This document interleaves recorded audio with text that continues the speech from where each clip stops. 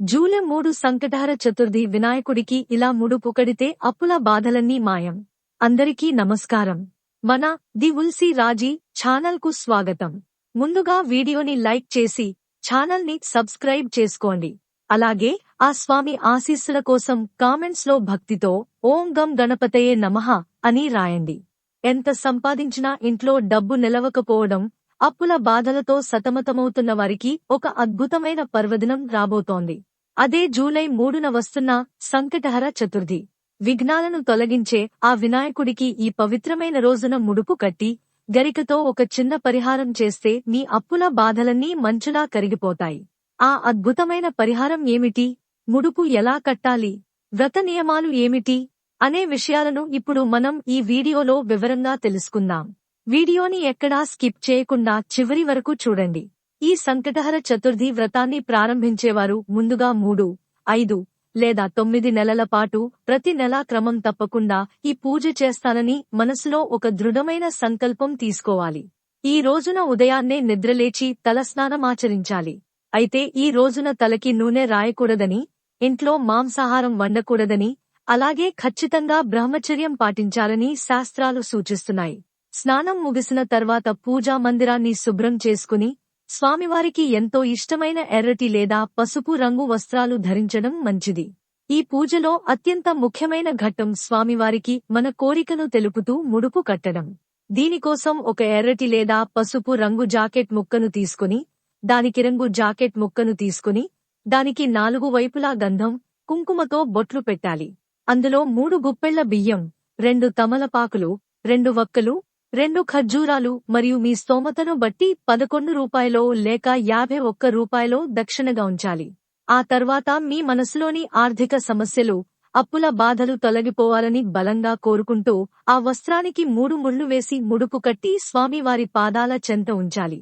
పూజా మందిరంలో ముందుగా ఏ ఆటంకాలు రాకుండా చూసే ఆదిదేవుడైన గణపతికి ధూప దీపాలు సమర్పించి ఆ తర్వాత సంకటహర గణపతికి పూజ చేయాలి.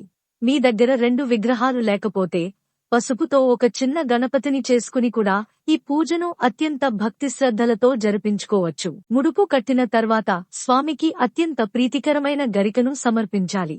దీనినే సంస్కృతంలో దూర్వాలు అని కూడా అంటారు. స్వామికి గరిక ఎందుకు అంతిష్టం అన్నదాని వెనుక ఒక అద్భుతమైన పౌరాణిక వృత్తాంతం దాగి ఉంది. పూర్వం అనలాసురుడు అనే ఒక భయంకరమైన రాక్షసుడు ఉండేవాడు. అతడి కళ్ల నుండి, శరీరం నుండి ఎప్పుడూ అగ్ని జ్వాలలు ఎగసిపడుతూ ఉండేవి. అతడు మునులను, దేవతలను తన అగ్నితో కాల్చి భక్షిస్తూ ముల్లోకాలను గడగడలాడించేవాడు. అప్పుడు దేవతలందరూ వెళ్లి ఆ విఘ్నేశ్వరుడిని శరణు వేడగా స్వామి వెళ్లి ఆ అనలాసురుడిని అమాంతం మింగేస్తాడు. ఆ అగ్ని రాక్షసుడు కడుపులోకి వెళ్లగానే స్వామివారి ఉదరం అంతా మంటలతో కాలిపోవడం మొదలవుతుంది. దేవతలు ఎంత చల్లని నీరు పోసినా, ఎన్ని సుగంధ ద్రవ్యాలు పూసినా ఆ మంటలు చల్లారవు. అప్పుడు కశ్యప ప్రజాపతి అక్కడికి చేరుకుని ఎంతో పవిత్రమైన 21 గరిక పోచలను స్వామివారి తలపై ఉంచుతాడు. ఆశ్చర్యకరంగా వెంటనే స్వామివారి శరీరంలోని తాపం అంతా చల్లారిపోయి ఆయనకు ఎంతో ప్రశాంతత కలుగుతుంది. అప్పటినుండి తనకు గరికతో పూజ చేసిన భక్తుల జీవితంలోని తాపాన్ని, కష్టాలను నేను వెంటనే చల్లారుస్తాను అని స్వామివారు వరం ఇచ్చారు. అందుకే అప్పుల బాధలతో సతమతమవుతున్నవారు ఈ రోజున 21 గరిక పోచలను తీసుకుని శుభ్రమైన నీటితో కడిగి ఒక పసుపు దారంతో చిన్న కట్టలాగా కట్టి స్వామివారి బొడ్డు దగ్గర ఉంచి భక్తితో ప్రార్థించాలి.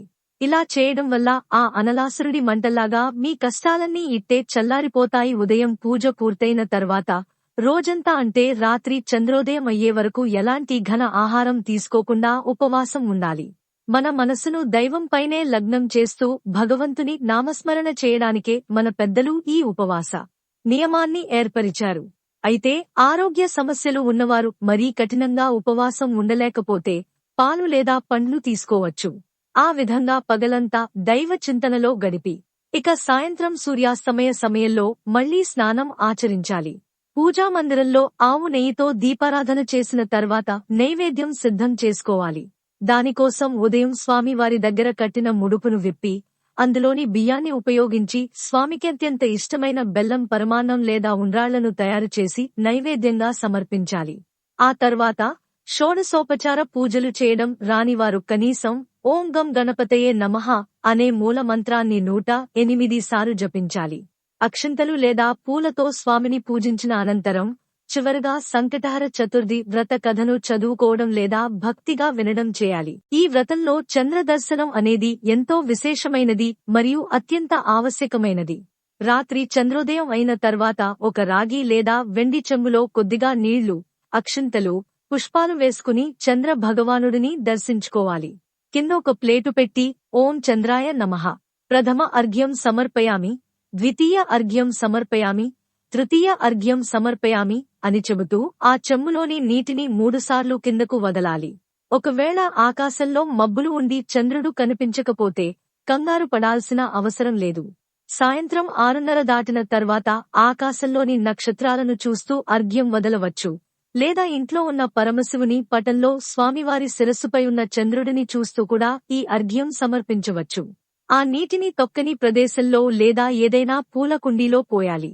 ఆ తర్వాతే భక్తులు తమ ఉపవాస దీక్షను విరమించి ప్రసాదం స్వీకరించి చతుర్థి వ్రతాన్ని ఆచరించి స్వామికి ముడుపు కట్టి గరికను సమర్పిస్తే మీ అప్పులన్నీ సులభంగా తీరిపోయి కుటుంబంలో సిరి సంపదలు వృద్ధి చెందుతాయి. ఈ అద్భుతమైన మరియు ఎంతో విలువైన ధార్మిక సమాచారం మీకు నచ్చినట్లయితే తప్పకుండా వీడియోని లైక్ చేసి అప్పులతో ఇబ్బంది పడుతున్న మీ బంధుమిత్రులందరికీ వాట్సాప్లో దీన్ని షేర్ చేయండి. ఇలాంటి మరెన్నో అద్భుతమైన ఆధ్యాత్మిక విషయాల కోసం వెంటనే మన ది తులసి రాజీ ఛానల్ని సబ్స్క్రైబ్ చేసుకోండి. ఈ పండుగకు సంబంధించిన మీకు ఇంకా ఏమైనా సందేహాలు ఉన్నాయా ఉంటే కామెంట్ బాక్స్లో పెట్టండి. ధన్యవాదాలు.